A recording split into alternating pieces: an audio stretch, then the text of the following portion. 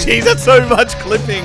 Hello, welcome everybody to the We Only Do One Thing podcast. It's the only podcast in the world that is a complete shit show. Holy crap, the clipping.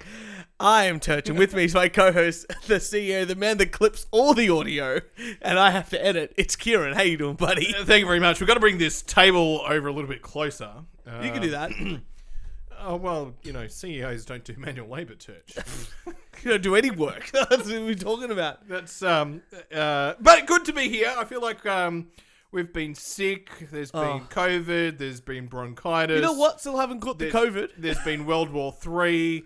The gas, the Top Gun's out. And, you know, a lot of things the power bills are more expensive. Apparently, we're going to have rolling blackouts during our recording. There's cabbage in the lettuce now. Did you see that Kentucky Fried Chicken is now Kentucky Fried Cabbage? Yeah, Kentucky Fried... I don't really eat KFC, well, so I'm not really... That's what the C stands for in KFC. Kentucky Fried Cabbage, yeah. But I'm sure there are some... KFC fanatics out there that are outraged. Well, look, Kieran, I've got two things. I can go in one of two directions here. Do you want me to talk about what I'm ranting about today? Sure. Or do you want me to tell you about my story of how I made homemade salami? I want to hear both. Okay. I want to hear both. Let's talk. Well, we'll go off the old KFC route. Yeah, okay. Well, speaking of disgusting, horrible fast food, here's my rant today. Kieran, you go to a fast food restaurant and you just go, pretty much you know what you want. You order straight off. You expect 15-year-olds behind the counter that can't speak to anyone, no customer service, and spit in your burger. That is what you expect. But if you go to McDonald's, what do you order? What do I order? Yeah. Either a McChicken burger or the quarter pounder. Kieran, there's a whole subset of really fucking disgustingly fat people out there. Mm-hmm. And we're going to talk about one later on in the show too. Excellent. But I'm going to talk about a general subset of people. And they think, these overly large fat people think that they've broken the system. Right? Are you talking about these fuckers that complain when they're at Macca's? No. They've beaten the system. They go, you know what we can do? There's actually, at all these fast food restaurants, I don't know if you've heard about this, Kieran, secret of the trade. Secret of the fat person trade. There's a secret menu at all of these fast food restaurants. No! And they've decided, hey, let me put together a website with all my gluttony in one place. And if anyone would like to check it out today, it is called hackthemenu.com. So what this does is it catalogs people's... Now, so I'm just amazed, right? Because I used to go into these fast food establishments and just get the stock standard meal, no creativity. That's right. And then one time, about 3 years ago, I was at the movies. Yeah. And someone bought Maltesers. Yes. Or M&Ms. I don't know, whatever the fuck they are. And popcorn. And put them together. And then combined and dumped them in together. And I was like, oh my God, that is genius. Yeah.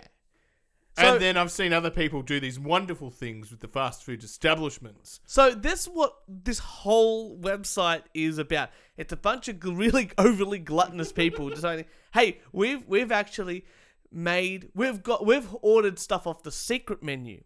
Now I thought to myself, you know what? I'm slightly curious because on a drunken night, I don't mind myself a Big Mac. Goes down very smooth. But if there's something I can buy, and have ready for me to eat that's better than a Big Mac, I'm all in. Right. So I'm going to go through a couple of these meals. Okay. And I'm going to tell you, one, why that's the most disgusting thing I've ever heard of, and two, why this is not what they're actually advertising. Got it. Okay. So the first one is called the Big McChicken. Right, the Big McChicken. So...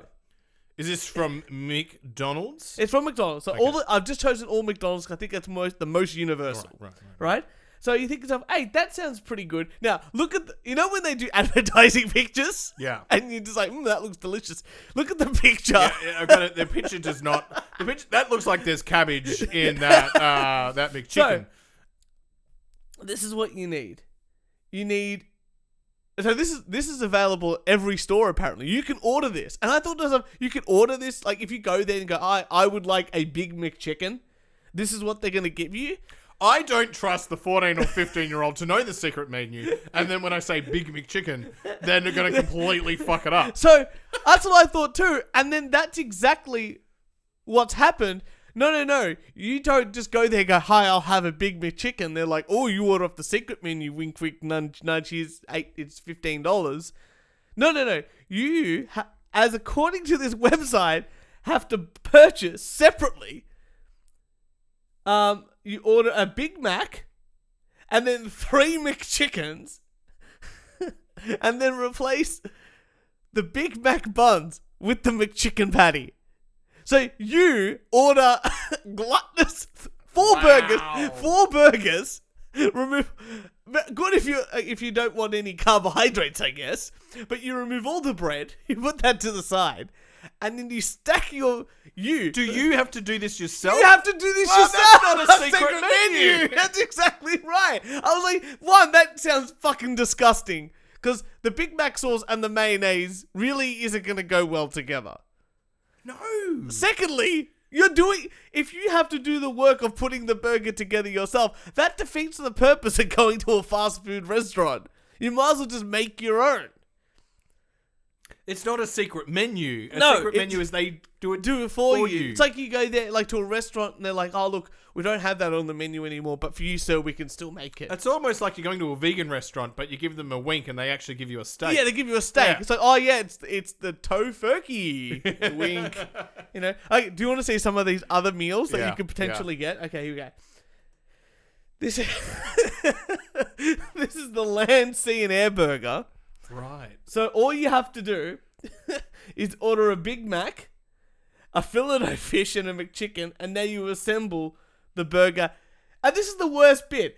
You assemble the burger however you see fit. So there's no rules. Ah. There's no rules to this burger. It's just, hey, you wanted the patties down the bottom. Like, when I've watched Gordon Ramsay put a burger together. Mm-hmm.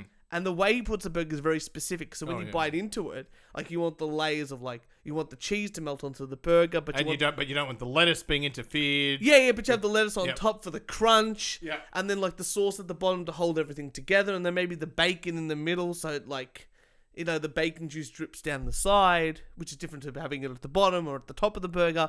This is just just put 4 shitty burgers together and hope for the best. Have you ever heard of the French fries in the sundae? Yeah, I've heard of that. Yeah. I've never tried it though. I feel like I would like it, but I'm not a big sweets fan, so I would only eat a little bit of sundae. Right.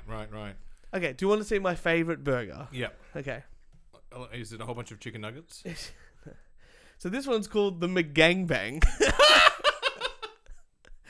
And here's the secret to this one. Uh-huh. You simply order a McDouble and a McChicken, and you place the McChicken in between the patties of the McDouble.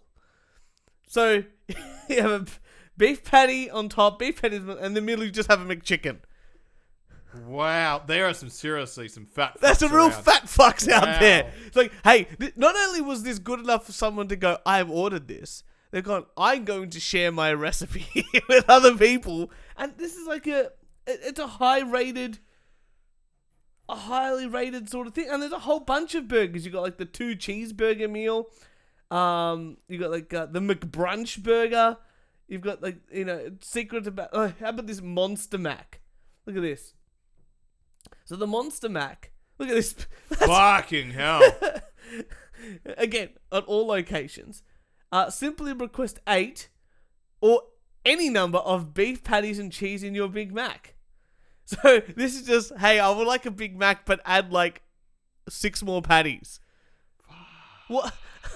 How does that make the experience any better? Like McDonald's and all fast food restaurants, but I'm going to talk about McDonald's because that's what we're talking about here. McDonald's have teams of really well-paid scientists that wanted to do more with their lives. Mm-hmm. No, these scientists could have done anything with their lives, but they sold out. Yeah, they sold out. And fuck it, I'll take the money. I'll take the money. Yeah. So they're getting paid $500,000 a year to literally put chemicals in a test tube to make the most delicious, perfect burger experience that can be happened. You can literally go to France and order a burger and know I'm going to get the delicious taste of a Big Mac sauce in my mouth or a crispy golden chicken McNugget. That's what I'm at. I know what I'm getting everywhere because of that reason. Mm-hmm. And yet these people go, no, guys. I'm just being a fat guy. I feel like they're, what's the word for entrepreneur in McDonald's? So all these fat people have gone along and go... A McPreneur. McPreneur, yeah. McFat. That's what it is. All these fat people have just gone, no, guys. Look, you may be a scientist and this is your job, but I have a better, more well-developed palate than your levels of genius of science. See, I thought I was a genius when I asked for chips in my kebab. Yeah. But that's like almost a normal... And then I realised it's an actual item. Yeah. So you just order the actual item next time. You know, they probably charged you more because it's different. Probably. I've got a rant that reminds me. Oh, please. I can't be talking about McGangbangs anymore. Out Saturday night. A couple of Saturday nights ago. And 2 a.m., 3 a.m. What do I want? Kebab, Brunswick Street. Beautiful. I thought, let's go down to the kebab. The kebab place was so packed that Slovakia King has closed. What? So it's just real Greek. What? How did Slovakia King close? Well, they were right next door to one another. Yeah, I know, but they were always both packed. They were always both packed. And now that because one of them is closed down, the other one is so packed that I left and actually ordered a burger from a burger place. Oh, that's very disappointing. Did you order a McGangbang or a land, sea and air burger? Or did you just go, I'll just have the number 2? Like that seems like a logical choice. Yeah. Seems like a logical choice. I needed something to soak up the alcohol. Well, speaking of soaking up the alcohol, other things that have happened, and I'd like to tell the story, a bit of culture into you, Kieran. I feel like I know where you're going with this. And Turch, how does it now feel to be 100% Italian? It feels pretty fucking fantastic. I feel like you've had this since I've known you. This I know. Urn, is that the right word? This urge. Yeah. This urge to be 100%. We're talking about urns later on. This 100% Italian. This culture that hasn't been passed on to you. I know. And now you've experienced it. I've kept the voice in the back pocket for a long time, but now I can fucking freak it out. No, seriously. My uncle and I, we said, yes, we're doing it. We're making the salami. And it was a fantastic... Which there was a lot of resistance from... A lot of resistance. So that's what I want to talk about here. I want to talk about the ridiculousness of levels. Look, I know people that try to get out of things. Mm-hmm. And I'm just like, just tell me. If you don't want to do it, that's absolutely fine. But, we'd really like, a bit there. All right. So my uncle goes to me, Anthony, we're going to make the salami this year. I'm like, and he's bought some of the equipment as well. He goes, I'll get the grandparents involved. Do you want it in? All you have to do is buy the meat. So he wants to start doing it every year. I'm like, look, I'll buy my meat. How much are you doing? Uncle said, I'm making 15 kilos. I'm like, done. I'll just match you. Makes it easy. That way you don't have to calculate. It's 50-50. Yeah. Easy. We'll do 50-50 of the work. And he goes, I'm going to buy the machine. Do you want money for the machine? No, I don't. Perfect. I'm in. Excellent. So I get a call from the nonno. Mm-hmm. Well, let's go back. We book it in for a day. From what I heard, if I take all the listeners back, in case they haven't listened to the episode, there was a dinner with your nonno and was a big nonna, dinner. and there was apparently an argument that went for 5 hours. It was a long argument. But about why they haven't passed on their knowledge this is of the salami and the sauce and all that Italian heritage. We're just interested in the salami. Yeah. Don't care about the sauce. I could buy that. Don't care about the wine. I could buy that. Okay. The salami, I can buy, but there's something about it. Right. And I go, okay. So we book in a day. Beautiful. Book in a day. Anyway, so it was the week before, and I get a call, and it's, when you just have, you have someone's name in your phone. Yeah. Like I have my nonna. It says nonna. Yeah. No. I pick up the phone and I go, hi nonna, how are you doing? And on the other end, no, this is the nonno. And I'm sitting there on the phone going, How, like, in my head, how am I supposed to know that? Like, it says nonna. Like, you know what I mean? Like, if you called and I'm like, hey, Kieran, like, and then Blaine picked up and said, oh, no, it's actually Blaine, fuck you. It's like, wait. Like, how was I supposed to? You expect a nonna and a nonno to know that the Yeah, phone is the same. Anyway, and nonno goes to me, look, the butcher, talking to the butcher, and the weather is no good. Okay.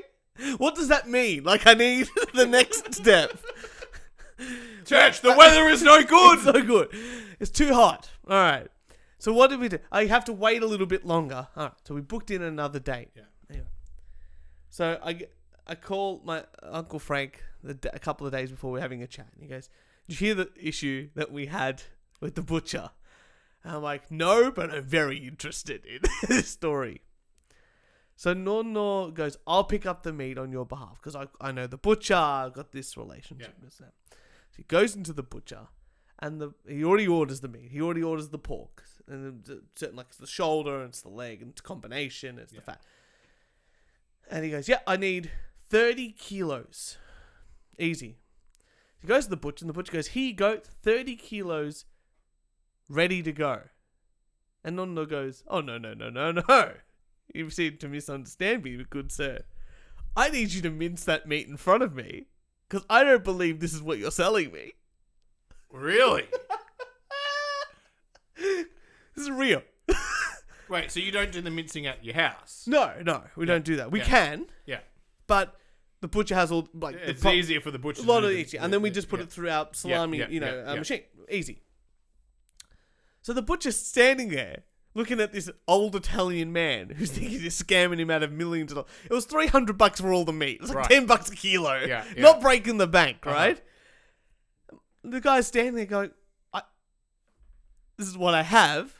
And no one's like, no, you have to get another leg and do it in front of me. Now, like, one leg is like... Oh, the butcher had already minced it. He'd already minced it. It was ready to go. Like, he could have just picked it up and walked out and it would have been the exact same. So the butcher had to find other legs and grind the meat in front of my grandfather while my grandfather stood there with, like, a hand on hip. All right? This is where the flavour comes from. This is what we don't understand. So the butcher does it all and goes, hey, mate, look, I've only got, because I've already minced up 30 kilos, I've only got 23 left. So I get this call. It's like, we only got the 23 kilo. And I'm like, oh, how did that happen? And I hear this story. I'm like, okay. And but you've already paid for it. Well, no, we only paid for how much we bought on the day. Oh, right. And then so when we were there, Uncle Frank's like, well, we're going to come back in like 2 weeks and do the other 10 kilos. Yeah.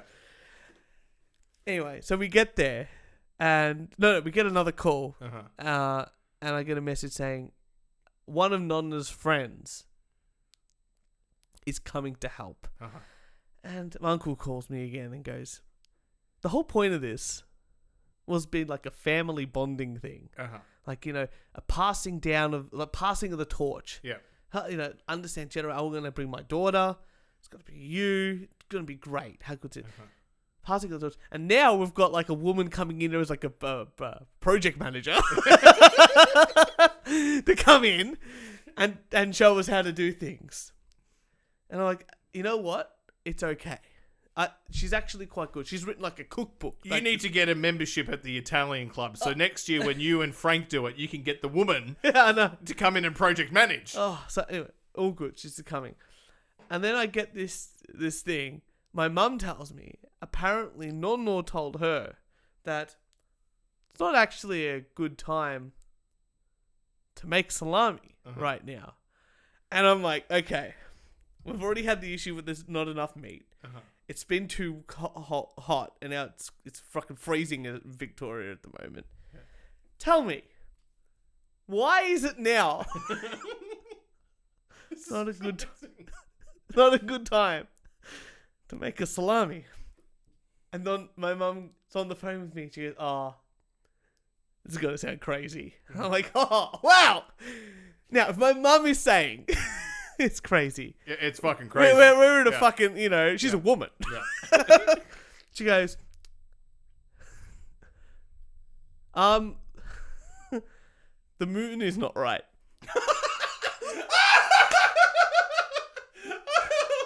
Like I said, these are the things that we don't understand, This is... So I'm sitting there going, okay, I need to just rewind the tape just a little bit there. We're just going to play that back. The moon isn't right. And my mum goes, oh, it's an old Italian thing. You're meant to kill the pig when the moon is in like retrograde, so like going like when it's like this cycle, when it's coming down rather than up. Up means it's not ready yet, apparently. And I'm like, well, look, tell the guys at Don Salami and Primo Salami that they're doing it wrong there because they're making fucking salami all year round.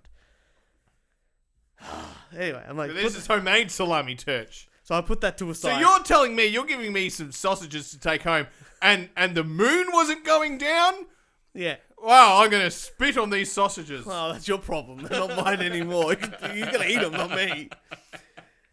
Anyway, so it's like, okay, we put that to side. We're finally at the salami making day. The production line's actually going quite well. Even my nonna's friend. What time did you start? We started at 8 in the morning. Oh, geez, they had to get up early. I did, but it's all right. We waited around about 45 minutes so we could have coffee. Good.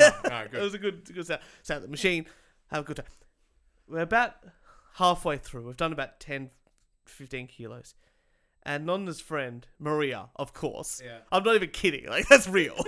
This is Maria. This is Pete. This is Paulie. Paul. This is Maria. Oh, I'm sorry. It's, So Maria turned to us and goes, just to let you know, the moon is no good. And I'm looking at I'm there going, you fucking, it's just like I don't. What am I doing in my life? These are the people. I'm. Do you know how much talk would have happened at the Italian club back with all their networks? The shame you have brought on to your nonno, and nonna. Unbelievable. So look. It all got made. It's hanging up in my nonno's. I'm going to have to talk to my other Italian friends and say that my friend made salami, but he fucked up it with the moon. And now I can't talk to him. So this is the thing that shit me the most, right? And like after a whole day, it was like about 12:30 by the time we sort of finished and cleaned everything up, had some lunch. Because Nonna made cotoletta, like chicken cutlets. Yeah. Like crumbed, beautiful. We leave and I go home. I tell Jess all these stories. And I'm sitting on Facebook scrolling through because I'm, it's physical work. A lot of, looking through, and I got some other Italian, like people like me, my age, went to high school with it, like not close, but like acquaintances enough. We'll say hello to each other. Yeah. Have a look. All of their families, same day as me, making the salami. I'm thinking to myself, obviously the moon doesn't really matter too much.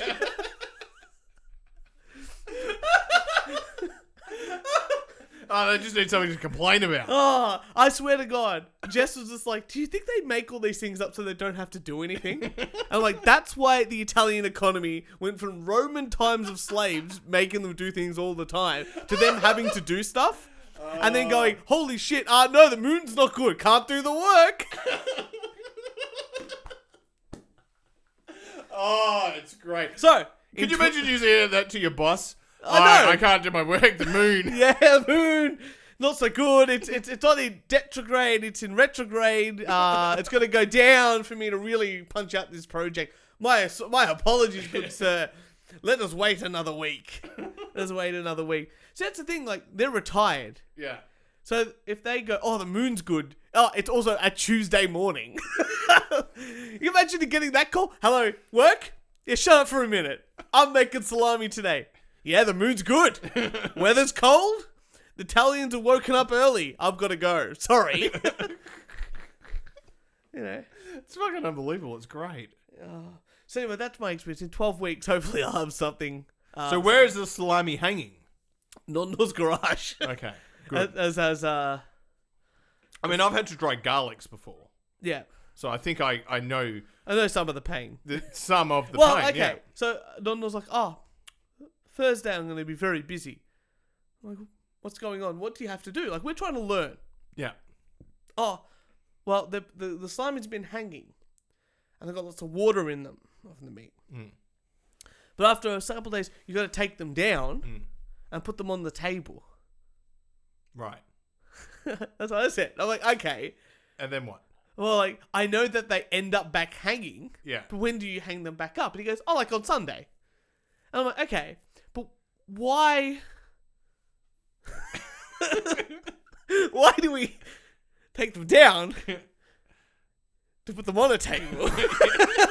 Yeah, why? And then 3 days later, like Jesus, rise back up again to the ceiling. What's the and rationale? then goes, oh, because you got to press. And I go, sorry, can we just? What does that mean? He goes, I get a big wood, big wooden board, yeah, and I put it on top, and I put the bricks on top, and it squeezes the water out of the salami. Right. So so it looks a bit flatter, like a suppressor, and then we put it back up to dry. And I'm looking at him and go, so you take it off to put some weight on it. Does it actually matter? I don't know, but that's what he's doing. So tomorrow night, when this episode comes out, I will be at my nonno's house helping him take down salami to get a big piece of wood. Can you fucking send me pictures? I've got to see this to shit. put this on top of salami with a couple of bricks. Any bricks? Or I'm not going to go into the are colour, these texture, bricks that have taste. come from Italy for salami? He said 7 to 8, so I'm assuming it might not. It'll have to be 7 or 8. There probably is a number. I'm assuming like maybe it's 13 because that's the lucky number for Italians with the disciples and Jesus at the Last Supper. Maybe that's the important number. Or 7 is the lucky number because that means Jesus. I don't know if you knew that in Italian. Like, Well, ask him what the moon's doing. Oh, I don't know The bricks what and the the moon is moon doing. is very important. So anyway, in 12 weeks. This is fucking hilarious. This is fucking hilarious. There's these other things like I got in trouble last time by one of our fans by not saying back in Norm.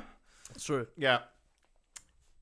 The whole thing with my phone number ends in 888. Oh, that's unlucky. No, that's very No, lucky. super lucky, Like, yeah. super lucky. And apparently I could sell my phone number Like megabucks. to some people. I think like number 2 is also lucky, or Chinese is like lucky or something like that. Mega bucks. But when my good friend Hung and his wife Cha, I helped them 5 years ago get a mobile phone for his wife. And we had to go through the list of numbers, pick a number. I would I'll fucking pick any number. Yeah. No. It had to be the right number because it had to have all these 8s in it. Yeah. I was fucking unbelievable. And then the phone had to be gold as well, not Okay. black. These weird superstitions. Superstitions really, I think these ancient cultures really, it means something a lot to them. We're just like, and I'm just like, I've got no fucking idea. I remember someone used to go, oh, the full moon, more crime or more crazies. And I'm like, I always used to think that was true because it's like, and when I used to work at a certain place, I got to speak to a number of police officers. And they were doing like the crime stats. And I go, hey, curiosity, do you find any fluctuations of any sort of crime when there's full moons? And they look at me and they go, you know how many people asked us that? Like everyone. And I go, so what is it? He goes, nah, it's the same. People are just people. I think people just talk it up a little bit, during those times. It's sort of like drop bears, Yeah. Well, we don't talk about them, but when we do, we don't even put them on the news anymore in Australia. The drop bears, Yeah, because the tax is just so common. They should though. Well, that's the liberal media for you, Kieran. Oh, you got any news for us? Because I want to really talk about this fat lip. Oh, I podcast. know. I've got a couple of stories. Yeah, go for it. All right. First one: 2 M&M factory workers rescued after falling into chocolate tank. Willy Wonka at scene is a suspect. They had to be rescued after falling into a tank of chocolate and were unable to get out on their own. They were taken to the hospital, but are okay. Did you remember? More importantly, the chocolate had to be thrown out. Well, do you remember 2 weeks ago or 3 weeks ago you brought in that story about the woman who fell into the porta potty? Yeah. Like, if you had to, dream scenario of dropping your phone somewhere, and you got two choices: porta potty or chocolate. One of them sounds both dark, rich, chocolatey colors, but only one as good as the one that you really want there. Turch, there's a national shortage of basically everything at the moment: electricity, yeah, gas, cabbage, and lettuce. I don't understand how there's a shortage of electricity. Don't they just get the mouses to run on the little treadmills? That's what I thought. You know, there's about to be a shortage of sriracha hot sauce. Oh, I did see this. That's sad. I've stocked up. I went to Costco. Oh, you've been to Costco now. I'm a Costco man. Mr. Anti, we don't go to Costco because not that I didn't want to go. We're dwarfs and midgets and we can't carry it. Yeah, we just get our servants to do that. Okay. Yeah. No, I think it's because our house is too small. I find sometimes you have too much of a product, and you you've got a bigger place than me, but I just don't have right next to my shitter right now is about 50 toilet rolls. That was a commodity at one stage. You know what? Here's a good one. I was at my nonno's house. I'm looking at his garden. And he's like, do you want some chilies? Do you want some lemons? I'm like, yeah, looking at his backyard. I go, no, you got $10,000 worth of fucking lettuce in the backyard at the moment. He's like, yeah, lettuce too expensive. I said, $11, $10, no good. Got like $10,000 in the backyard at the moment. Send some lettuce over here, buddy. Oh, $10. Fresh. US tech company proposes taser-armed drones to stop school shootings. No, I've got it. I've solved school shootings. Yeah. Are you ready? Yeah. Okay. What are pedophiles doing these days? I don't know. Michael Jackson died. Very little. Yeah. Very little. Get them. Give them jobs. Protecting schools with guns. How does that work? Well, think about it. Who's going to protect children more than anybody else? Oh, well, there you go. Yeah.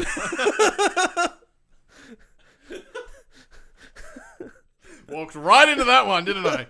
Walk into the school, two pedophiles there. No, you're going anywhere, fucker. You're going to kill kids? We rape them. We don't kill them. They're for fucking. Oh. All right, let's get on to fat people. Remember, was it 2 weeks ago, a week ago, we talked about the super fats. The super fats and the fatness spectrum with infinifats. We discussed that there is a podcast out there called the Fat Lip podcast. And I said, I think this might be something that we have to enjoy reviewing. Well, we enjoy reviewing podcasts, but I like to understand subcultures of the internet. And I feel like there's a gluttony, no pun intended, of fat content out there. More specifically, fat women content. Because I think they've co-opted the body acceptance movement. I feel like fat guys are just like, yeah, I'm fat.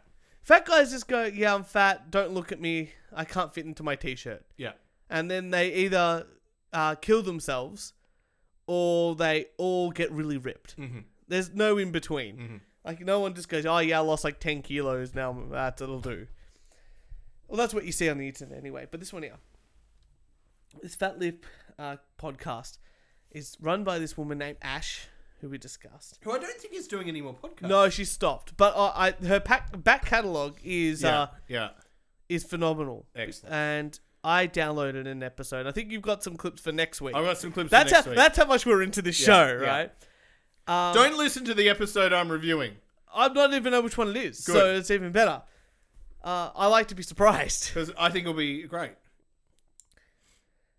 This podcast here is meant to be for fat people by fat people. And when she says people... Like our podcast. A podcast by idiots for idiots. Yeah, that's right. Yeah. But like when she says people, she just means herself because she is people. Yeah. So this woman is quite large. I think during this podcast, she implies that she's over 500 pounds as a woman. And I kind of worked that out. That is 227 kilos.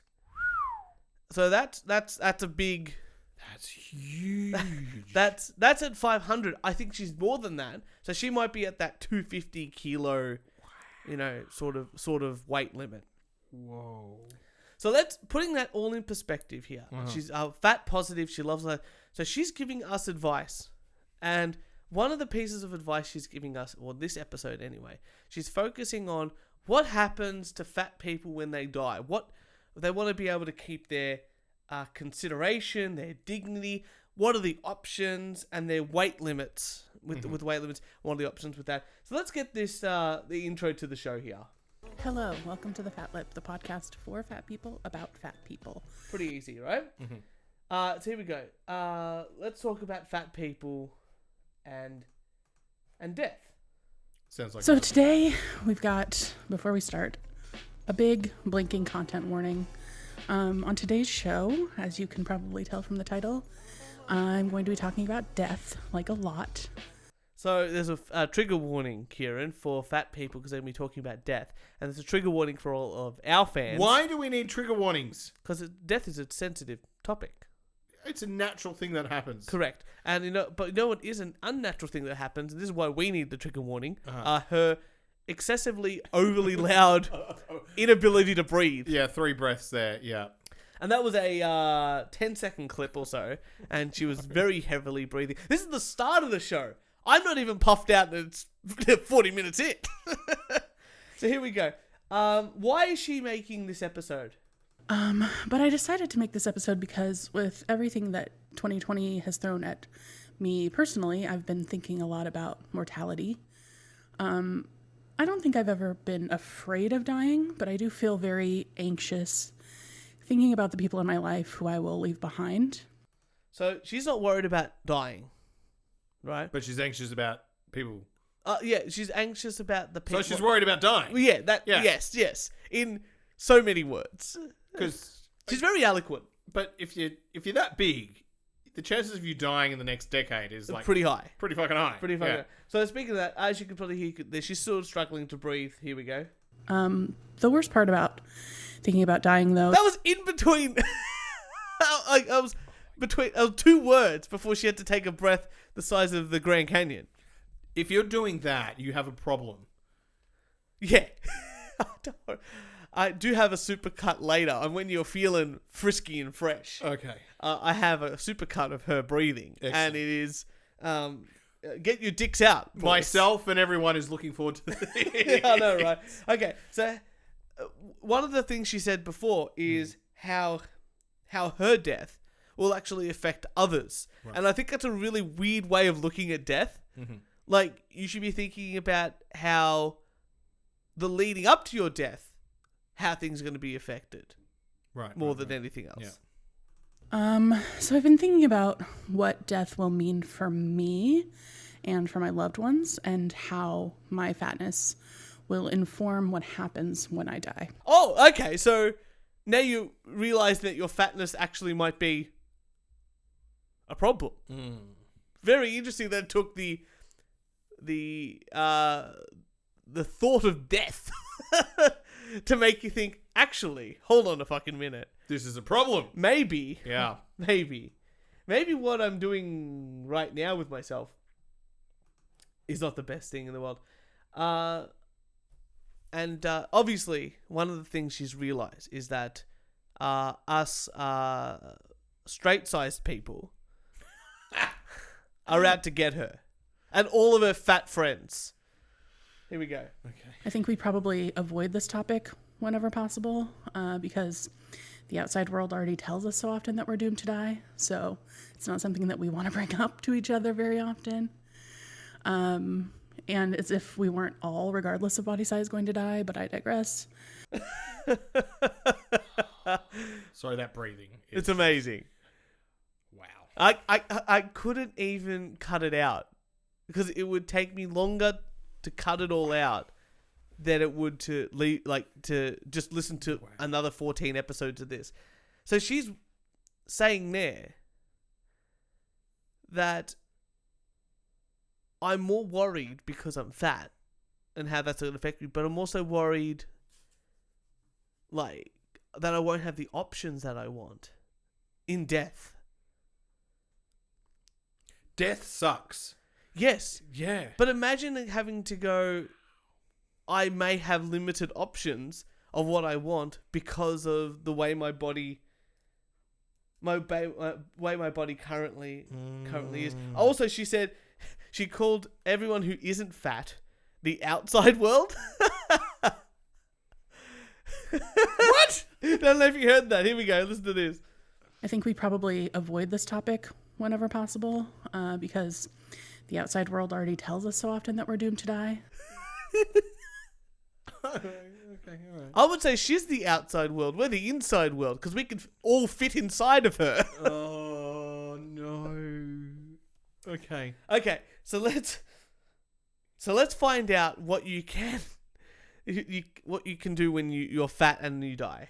Because even in death, fat people experience barriers to accessibility that sometimes we don't even know about. And those barriers increase the fatter that you are when you die. So, if there is a barrier in your way, sometimes it's more important to look internally. So yeah, exactly what I've written here. So her bad choices make it hard for her to have the things that she wants, even in death.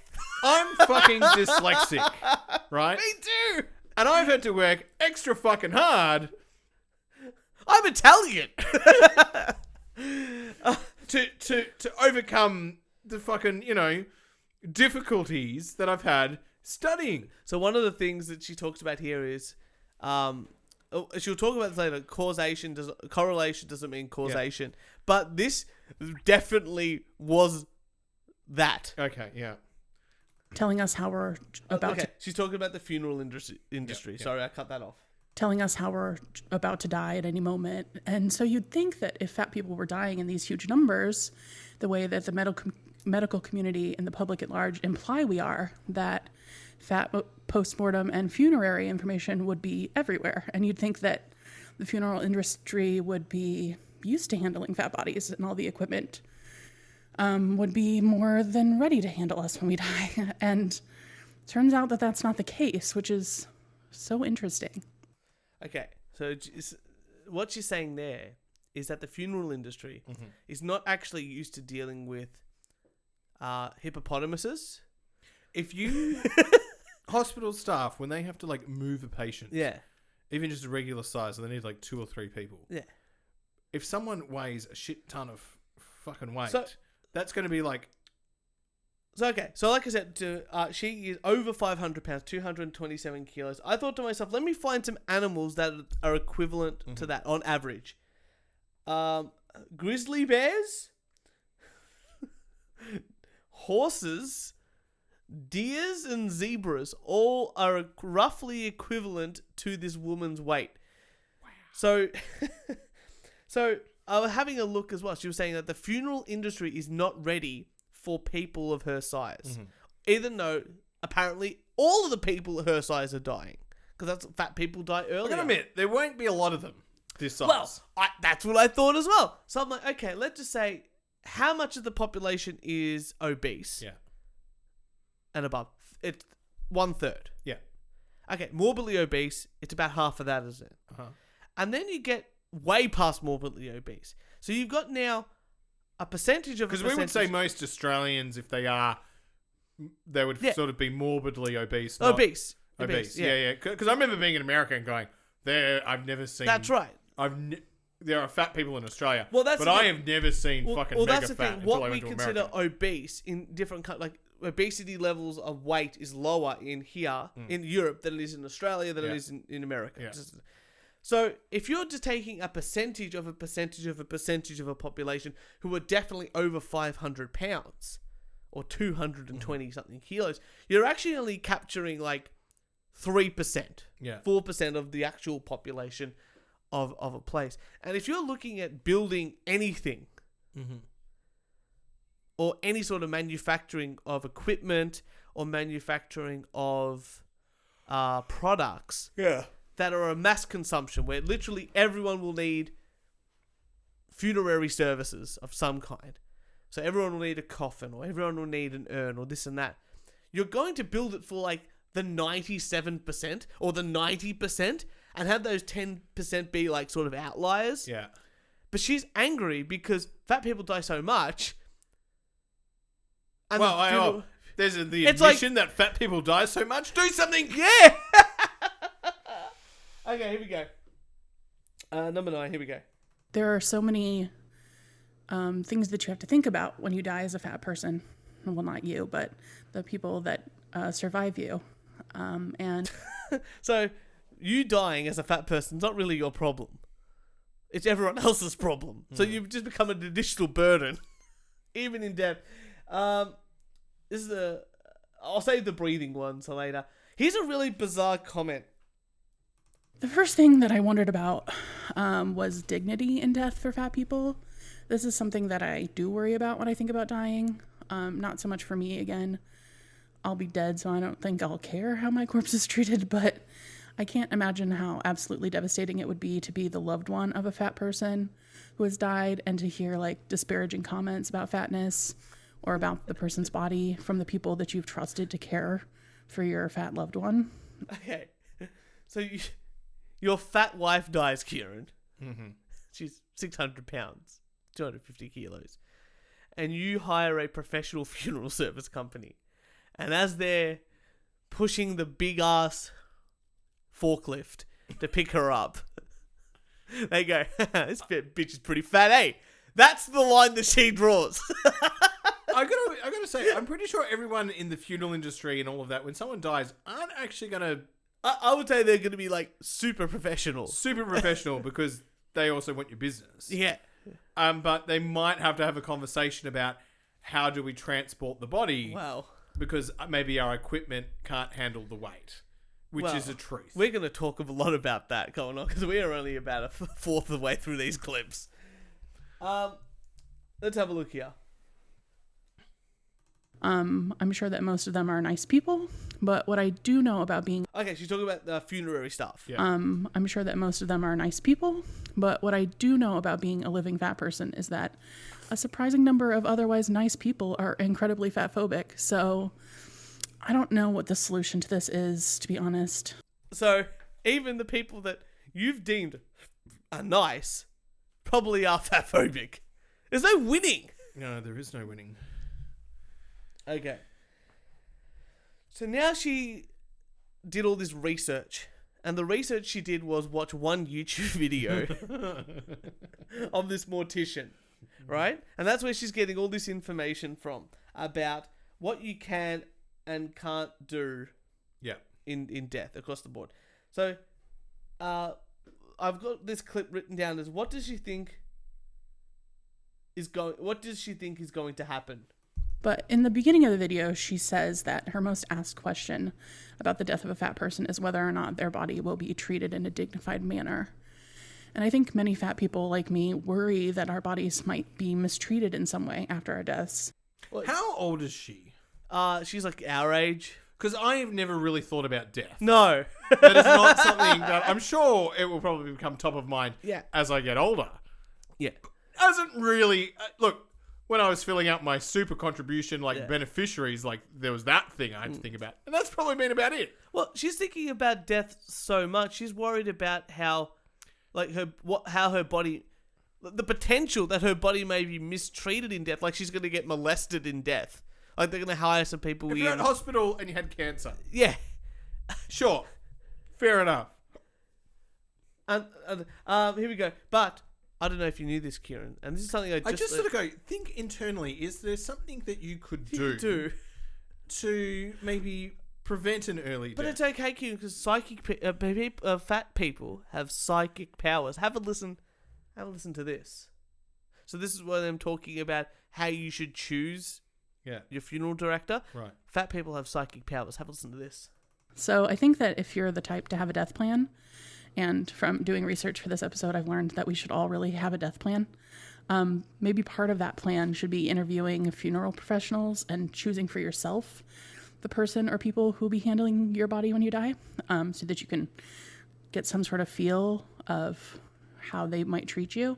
And I think fat people are uniquely set up to make those judgments because we can tell when we're speaking to someone what their feelings are about fat bodies. Wow, fat people have the innate ability to understand completely, just by a conversation with the person, how they feel about fat bodies. Are you impressed about their skill? Imagine if they had the skill of diet and exercise. That would be millionaires. You brought up... You can tell if someone's being a cunt to you. I think everyone has that ability, unless you're autistic. might be the line. I even think people who are autistic can tell if someone's being... Yeah. All right. Do you want to hear something? Okay, let's be honest about... Let's be honest about weight and the needs for fat people. Is that it is super important when you die that the people around you, your loved ones or medical professionals, know that they should be honest about your size when they call a funeral director or whoever else might be handling your body after death. Whoever that is needs to be prepared with like possibly a larger gurney, possibly extra people to help move you, etc.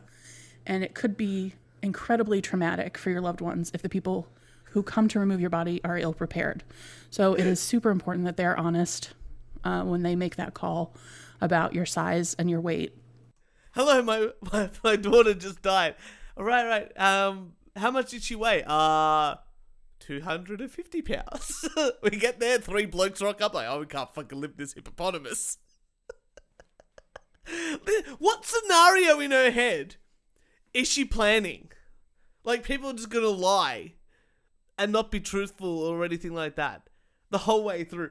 So Kieran, I want to be cremated when I die. Very easy. Yeah. I think I should go in, like Big Lebowski and just be poured over John Goodman's head. Yeah, excellent. Easy.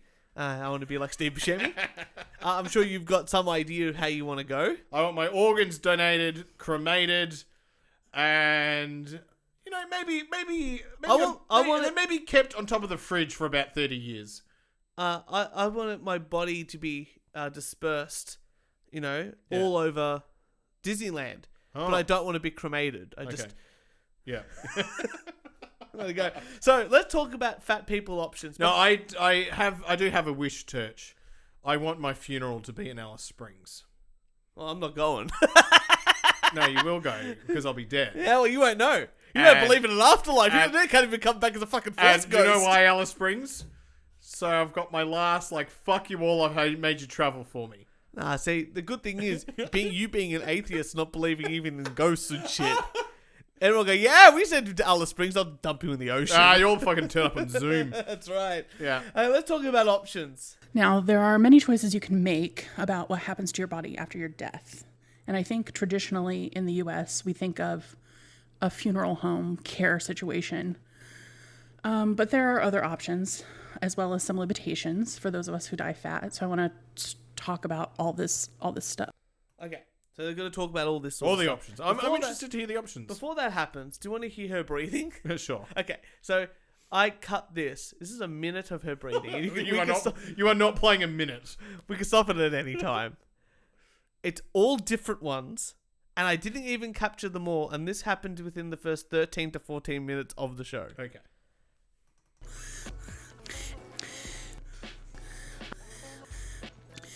The background music's still going.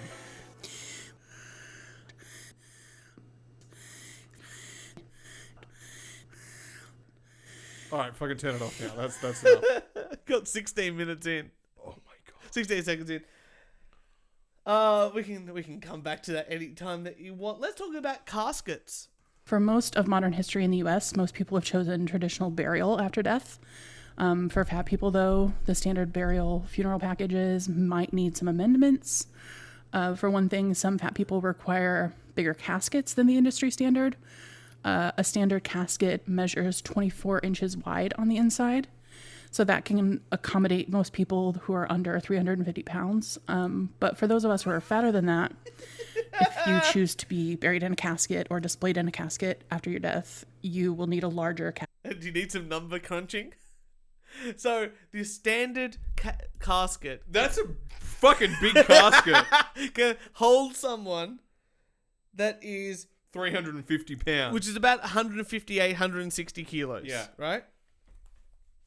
Now, like I said, anyone above that 350 pound mark, I worked out to be the top 5% of fat people in all of the world, and mostly like obese countries, so like America, Australia, some of Europe.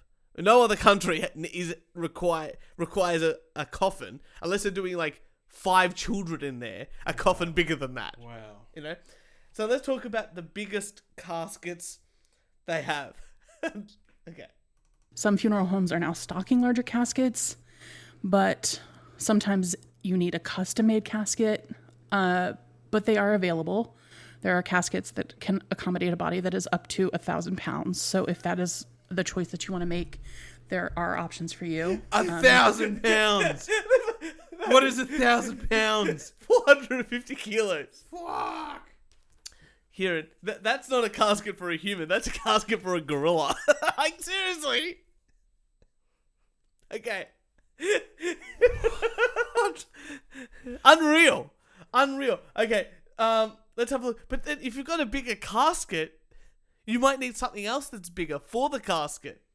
Another thing that you should think about, though, is that often a larger than standard casket requires a larger than standard burial plot and also a larger than standard vault. So a casket goes into a cement vault before it's buried. And so if you have a larger casket, you're going to need a bigger vault and also a bigger plot. So many cemeteries bury people in like a tight grid to optimize space.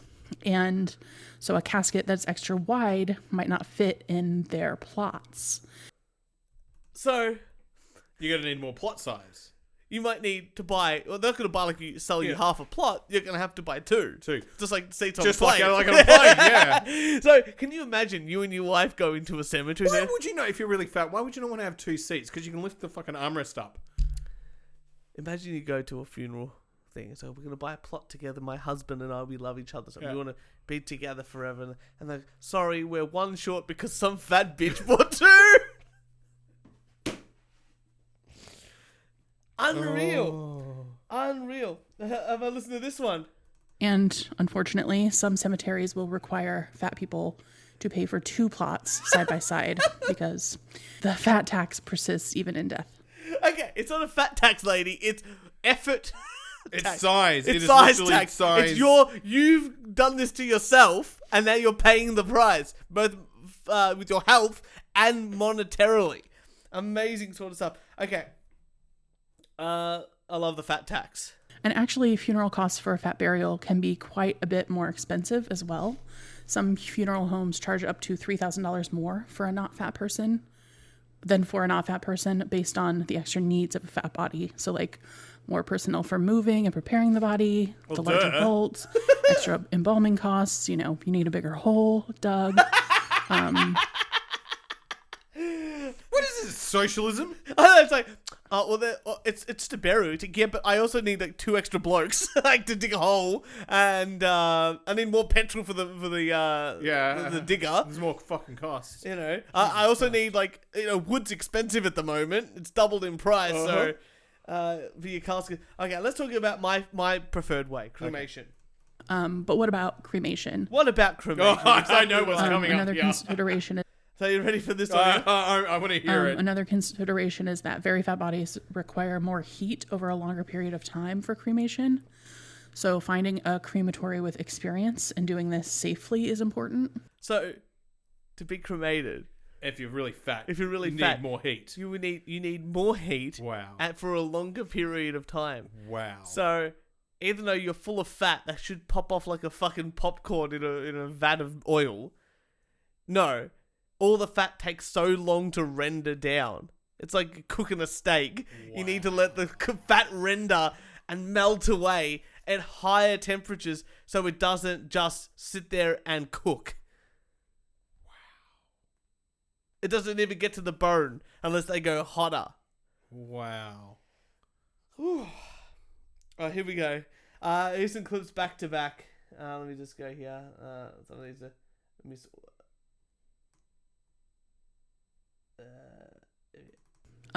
For fat people in particular, though, it's important if you're choosing cremation to know that there are special considerations. Okay, here we go. Here we go. You need to contact the crematory before transportation to make sure that they are experienced in cremating fat bodies and that their crematory machines can accommodate a fat body. Like some crematories are just not equipped to handle very fat people because, their machine just isn't big enough. So just like an MRI machine, if you're too fat, they send you to like the zoo. Yeah. It's the same here. They might send you to the zoo to get cremated. Here we go. And again, the cremation of fat bodies often costs more compared to not fat bodies. Some crematories charge between $100 and $500 more to cremate a fat person. Again, because of the extra personnel needed for handling and moving a fat body. It's like she's angry at the world that more people have to lift her up. It's like, why don't you just go to the gym and lift more weight and hire stronger people? Yeah, how about you lose weight? How about you do that bit? There's another thing here that she talks about. It's called alkaline hydrolysis, which is also called water cremation. I actually found this really interesting. A bit different. They don't do it everywhere. I don't know if they do it in Australia. I didn't check because I'm not checking any facts. But here we go. Here we go. And in this process, a body is placed in a pressure chamber with a mixture of water and potassium hydroxide, and then heated to 320 degrees Fahrenheit under pressure for 4 to 6 hours. And essentially what happens in this process is that the combination of chemicals, relatively low heat and pressure breaks the body down into its chemical components. Sounds pretty cool. Yeah, sounds pretty cool. great. Yeah. What are the issues for fat people? Actually, this is pretty cool too. It's more like a fine white This powder. is what happens to your bones. Yeah. Which is pretty cool. It's more like a fine white powder. And then the family can keep them just as they would flame-created remains or, drop them in the ocean or whatever. It's good they can dump them into the ocean. They can be with the other whale bones in the bottom of the ocean. So what are the issues? So easy. What are the issues with this water cremation? But what are the considerations for fat bodies in particular with alkaline hydrolysis then? Well, from what I've been able to find, again, this is like relatively new practice for disposing of human remains, but the concern that I've been able to find is really just whether or not your body will fit into the facilities. It seems to be a common trait of the problem is you. It's unbelievable. But Kieran, you may be asking, how fat do you have to be to be too big? Yeah. Great question. It is a great question. Thank you. So back to mortician Caitlin, she says that standard alkaline hydrolysis chambers will accommodate bodies up to around 500 pounds. Wow. If you're more than 500 pounds, fuck me. 227 kilos. Wow. That's 3 and a bit people. Like, that's a 2. If you're a woman, that's 3 women. That's unbelievable. As a man, that's like 2.5 men. Yeah. You could be Charlie Sheen for a day. Here's another thing. You said something about donating your body to science. Mm-hmm. Now, this was the probably... If you're going to talk about being embarrassed about yourself, this is the section of the podcast that you're going to feel fucking fantastic. Mm-hmm. One of those options that I've always been curious about is donating the body to science. So, let's have a listen to... I don't think the fucking hospitals would want to take any of the organs. You would be so fucking fatty. You would be right. But in theory, it would be amazing for fat bodies to actually receive thorough study, post-mortem study. We know very well that fat people and fat health are dangerously under-researched. And it would be amazing to know that my fat health is dangerously under-researched, Kieran. They don't know they don't even study fat people. Body could help fat people even after I die. However, in researching for this episode, I found again and again that most research facilities that accept bodies donated to science do not accept fat or very fat bodies. Some facilities say that they only accept bodies between 170 and 180 pounds, which is a very narrow window. The highest limit I found from facilities doing this cursory research was 250 pounds.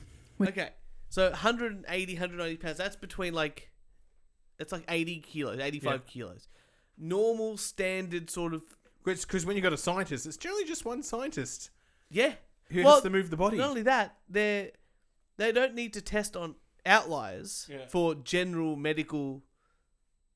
They need to test on what would be considered the average of average bodies. They want people to like, hey, like this is what like 90 to 95% of the people you're going to cut open is going to look like. So here we go. I've just named this one fucking destroyed. I don't even have a note. All right, bring it on. From what I read, most facilities say that fat bodies are too difficult to transport and store for their uses. Oh my god!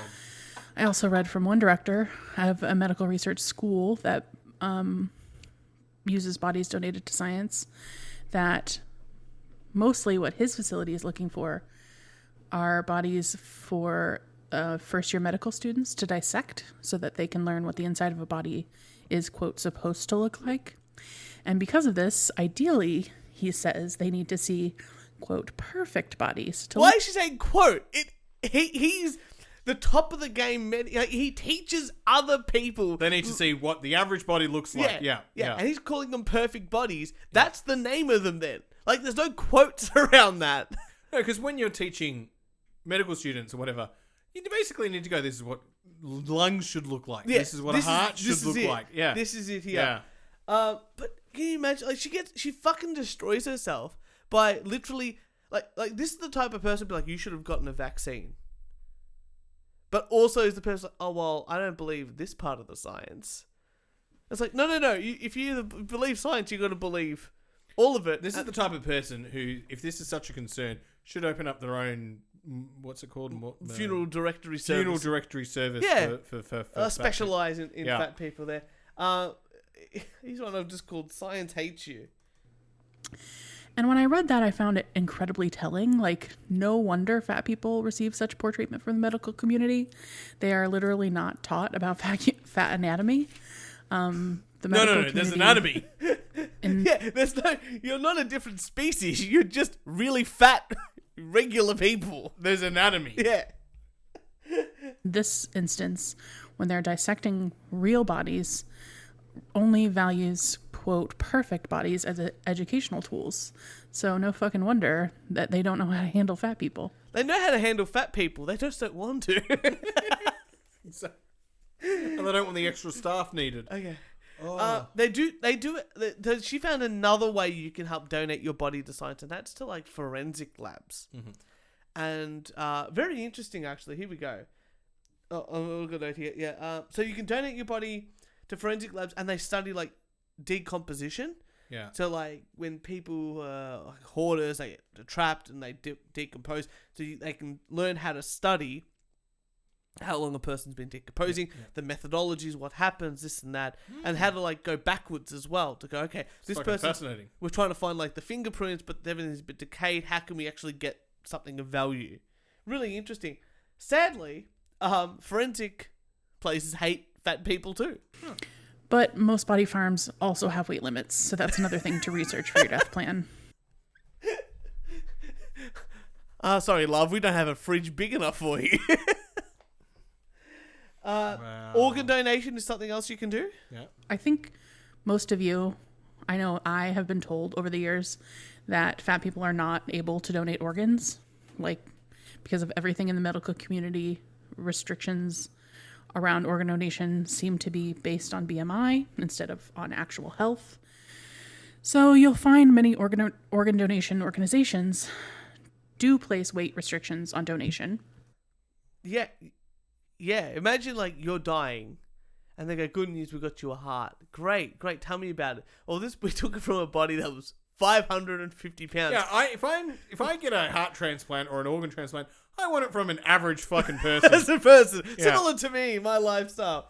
But in general, I've always been told, most fat people have been told that fat internal organs are not eligible for donation, which is ridiculous. I mean, anyway.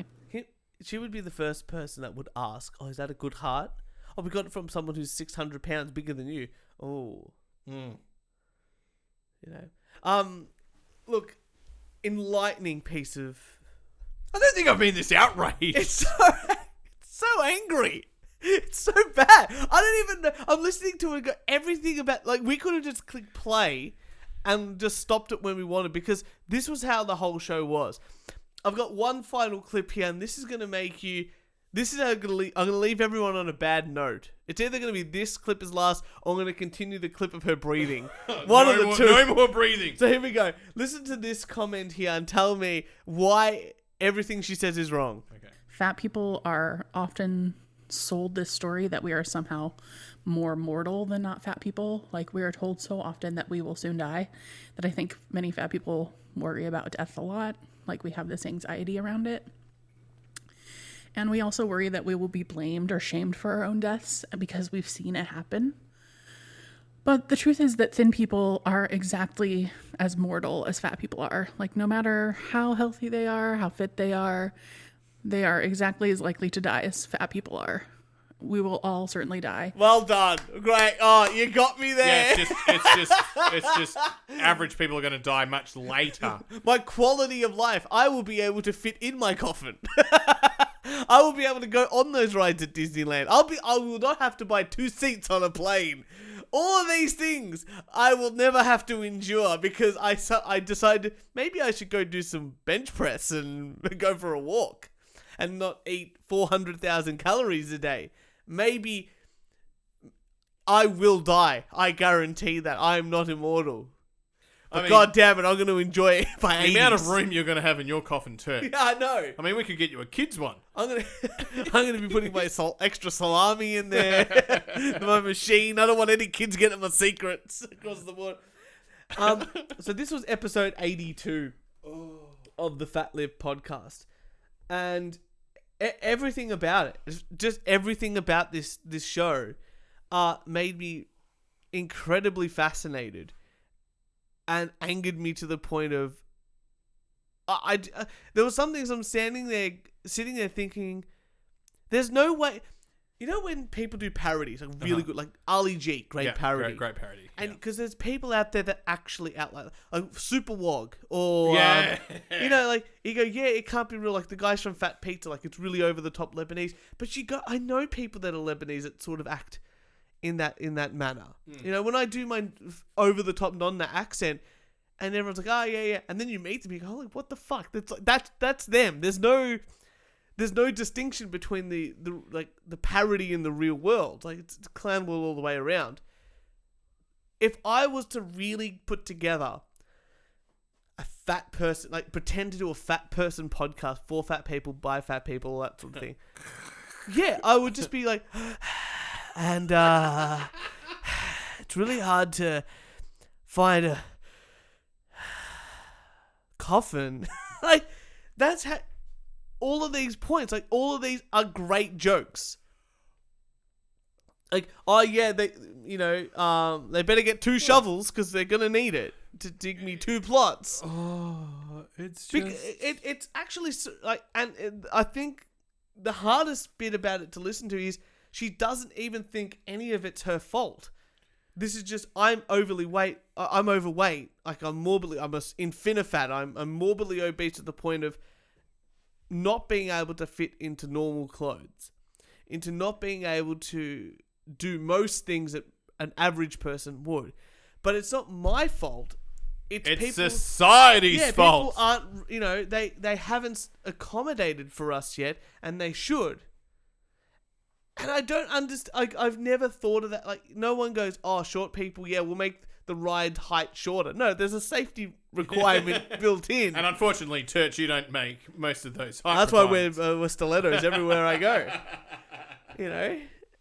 We tell people you can't drink alcohol till you're 18, for your safety. Mm-hmm. It's like, well, your brain isn't fully there yet. Maybe you shouldn't. Maybe you shouldn't buy a slab of beer. Yeah. It's all these things. I don't think there should be any restrictions on what food you can buy or all that sort of thing. But God damn it, I think when you get to the stage of 500 pounds and then imploring for other people to be proud that they're that. It's shocking. It feels like, is it a mental deficiency? Is it just a lack of willpower? Is it a delusion? I don't know what it is that she's actually experiencing in her brain that she thinks that it's acceptable to be that. How many enablers are there? Look, dyslexia growing up. Yeah. Could have not gone to university. Yeah. Could have not struggled through high school. Could have just, blamed the teachers, blamed everyone. But at the end of the day, got goals, got things I want to do. The world's not fucking changing for me. No. Yeah, exactly right. I've got to fucking figure this shit out. You just, if you want something. Yeah. And obviously she doesn't want to lose any weight. I remember my identity. supervisor. I put together this amazing piece of writing, sent it to my supervisor. Next day, get an email back. He's read about a paragraph. Comment. This is terrible. I'm not reading anymore. Perfect. That's the best advice you can get back. Right? Yeah. Which I just went, oh fuck, the bar has risen. Yeah. Do I complain? Or do I just fucking... You call him and go, hey, help me what the fuck I need to do to yeah. get it. And I think in this case here, she not only is accepted that being fat is her identity.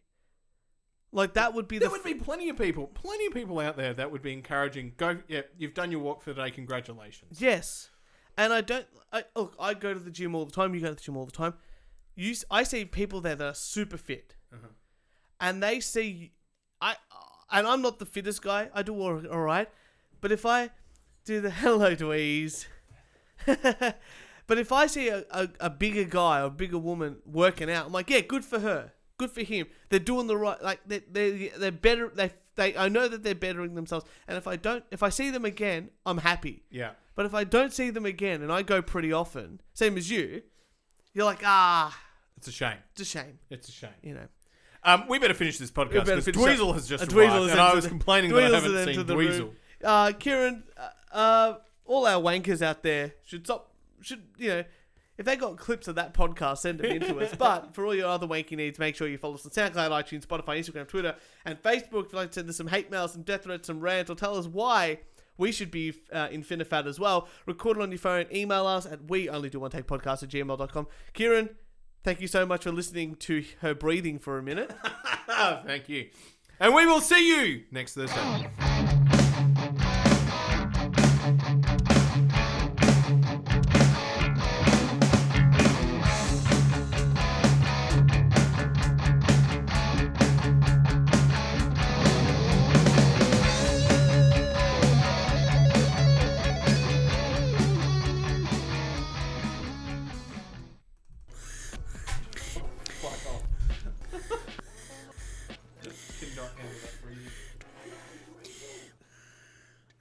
Come on, man. Motherfuckers, guys, come on. Give me the 5-star rating, baby. Give me the 5-star. That's all I want, baby. That's all I want. I'll fuck all the beautiful girls in the goddamn world. They'll fuck a 10-star. I just want 5. 5, baby. Just 5.